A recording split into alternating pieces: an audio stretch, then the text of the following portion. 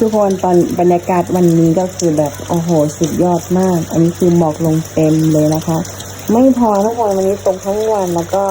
อุณหภูมิลดลงที่19 ถึง 20 องศาประมาณนี้นะคะหนาวมากมันไม่ได้หนาวธรรมดามันเย็นมากให้ดูสภาพก่อนนะคะนี่ค่ะทุกคนเสื้อกันหนาว2 ชั้นนะคะอันนี้ก็คือไม่พอต้องอันนี้มาด้วยนะพรุ่งนี้ต้องเอาผ้าห่มมาด้วยเวลาเนี้ยประมาณ4 โมงครึ่งแล้วนะคะก็จะหนาวประมาณนี้ค่ะ